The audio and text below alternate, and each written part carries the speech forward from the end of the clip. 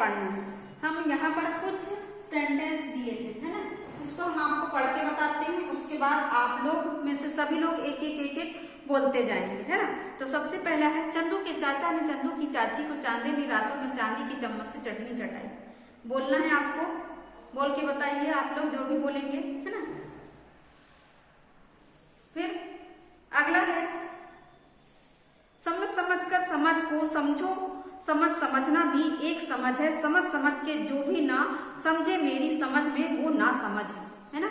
हम एक भी बार नहीं अटके, ऐसे ही आपको एक भी बार बिना अटके ही आपको बोलना है, एक भी बार अटकना नहीं है, ठीक है। उसके बाद थर्ड वाला है एक और, डाली डाली पर नजर डाली, ये थर्ड वाला है, डाली डाली पर नजर डाली, किसी ने अच्छी नजर डाली, किसी ने बुरी नजर डाली, जिस डाली पर मैंने नजर डाली वह डाल किसी ने तोड़ डाली। हम अटके क्या? नहीं अटके, वैसे ही आपको बिना अटके बोलना है। उसके बाद देखिए, कच्चा पापड़ पक्का पापड़, कच्चा पापड़ पक्का पापड़, कच्चा पापड़ पक्का पापड़, है ना। इस प्रकार से आपको बोलना है। बोले आप सभी लोगों ने। अब देखिए, ये जो अभी आपने बोला, ठीक है, आपने अभी क्या किया, ये जो पंक्तियां थी उसको बिना अटके बोला, ठीक है। ऐसे वाक्यों को क्या कहते हैं बताइए? जो बिना अटके पंक्तियों को बोला जाता है उसको बोलते हैं जीभ बवंडर। मतलब हमारी जो जीभ है वो बोलते हैं चंदू के चाचा ने चंदू की चाची की जीभ जल्दी जल्दी बोलती है बिना अटके। तो ऐसे शब्दों को, ऐसे सेंटेंसों को, वाक्यों को क्या कहते हैं? जीभ बवंडर कहते हैं। इन वाक्यों की क्या विशेषता होती है? ये एक जैसे या एक जैसी आवाज वाले शब्दों का दोहराव करते हैं। एक जैसे शब्द या बोलते हैं आवाज का क्या करते हैं? ये दोहराव करते हैं, है ना। इसको क्या बोलते हैं? जीभ बवंडर कहते हैं, है ना। अब देखिए, हाँ, अब हमको समझना है अलंकार। ये सब क्या थे? अलंकार थे, पर हमको ये नहीं मालूम है कि ये कौन से अलंकार है ना। तो इसलिए हमको सबसे पहले क्या जानना जरूरी है? अलंकार जानना जरूरी है। तो सबसे पहले हम अलंकार की परिभाषा आपको बताएंगे कि काव्य की शोभा बढ़ाने वाले तत्वों को क्या कहते हैं? अलंकार कहते हैं। अब ये बताइए, काव्य यानी क्या होता है? कविता। तो कविता की या काव्य की शोभा बढ़ाने वाले तत्वों को क्या कहते हैं? काव्य की शोभा बढ़ाने वाले तत्वों को, शोभा बढ़ाने वाले तत्वों को क्या कहते हैं? अलंकार कहते हैं। समझ गए आप लोग? अब देखिए, अलंकार के कितने प्रकार होते हैं, ठीक है। ये हम पढ़ेंगे अब अलंकार के कितने प्रकार होते हैं। तो सबसे पहले पेज नंबर 10 निकाल लीजिए, उसमें बताया गया है अलंकार के प्रकार या भेद, है ना। तो ये सबसे पहले 2 प्रकार के होते हैं। सबसे पहले है शब्दालंकार और दूसरा अर्थ। कोई भी शब्द का अर्थ होता है और उसका फिर अर्थ निकलता है, ठीक है, अर्थालंकार, है ना। शॉर्टकट में लिख दे रहे हैं हम शब्दालंकार। जो शब्दालंकार है उसके 3 प्रकार हैं, है ना। इसके कितने प्रकार हैं? 3। अनुप्रास, यमक और थर्ड वाले में श्लेष, ठीक है। अब जो अर्थालंकार है उसके प्रकार में है 2, इसके 3 प्रकार है, इसके भी 3 प्रकार है। उपमा रूपक और थर्ड में उत्प्रेक्षा, ठीक है। उपमा रूपक और उत्प्रेक्षा, 3 अलंकार इसके भी, 3 अलंकार इसके भी। एक इसमें अतिशयोक्ति और मानवीकरण भी आता है। इसमें 5 हो गया है, अतिशयोक्ति और मानवीकरण। इसको शॉर्टकट में लिखिए हमने मानवीकरण, ठीक है। ये हो गए अलंकार के प्रकार।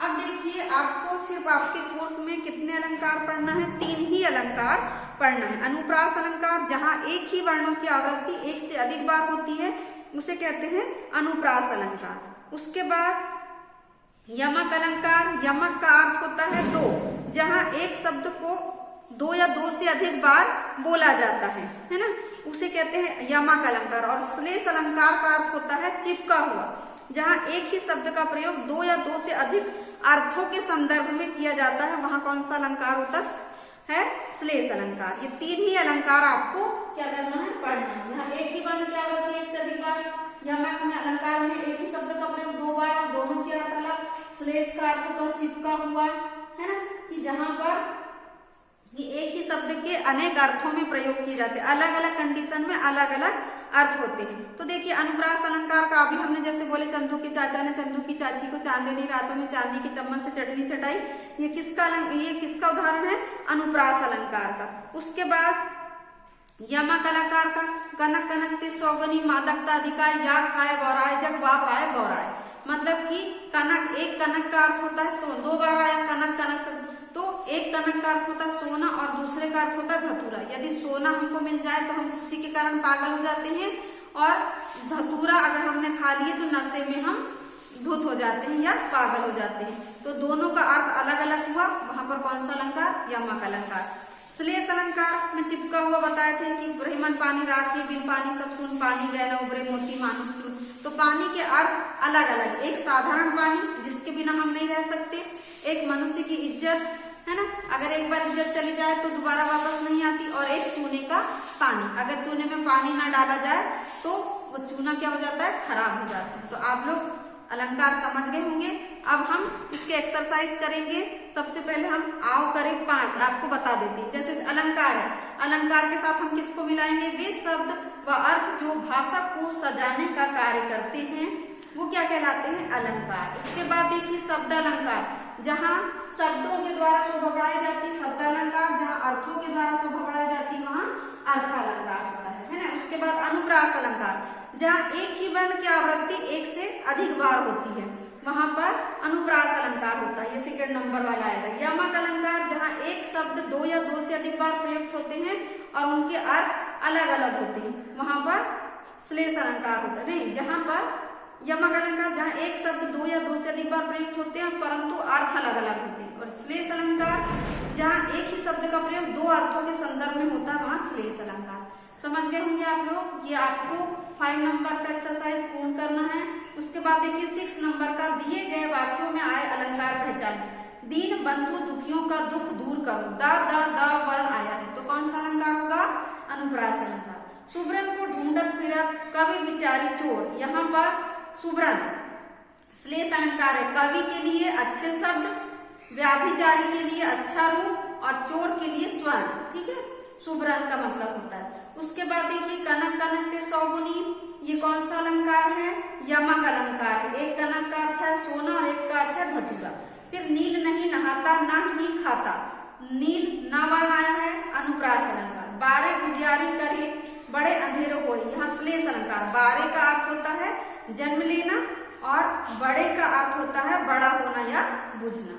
ठीक है, तो यहाँ पर श्लेष अलंकार। उसके बाद अगला है जितने तुम तारे उतने नहीं गगन में तारे।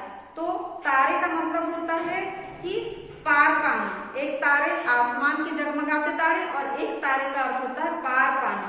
तो ये आपका हमने ये भी समझा दिया आपको। तो आपको क्या करना है, सबसे पहले ये अलंकार को अच्छे से पढ़ना है बुक से जैसे हमने समझाया।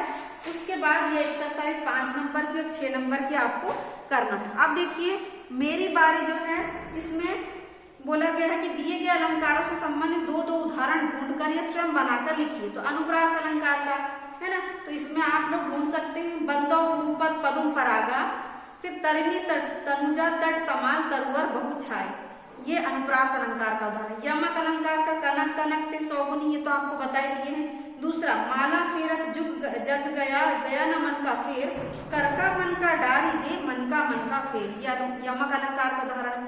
उसके बाद देखिए श्लेष अलंकार का है ना, जो रहीम गति दीप की कुल कपूत गति सोए, बारे उजारों करे बड़े अंधेरों कोई, है ना। उसके अलावा एक और है सीधी चलते राह जो रहते सदा निसंग, जो सीधी राह चलते हैं वो सदा क्या कहते हैं, निसंग, शंका में नहीं रहते, जो करते विप्लव उन्हें हरि का है आतंक। ये कौन सा हो गया, श्लेष अलंकार का उदाहरण। तो आपको क्या करना है, आओ करें 5 और 6, उसके साथ साथ मेरी बारी 1 जो है आपको होमवर्क में करना है। तो आज की कक्षा हम यही समाप्त कर रहे हैं। धन्यवाद बच्चों, आगे का नेक्स्ट वीडियो में।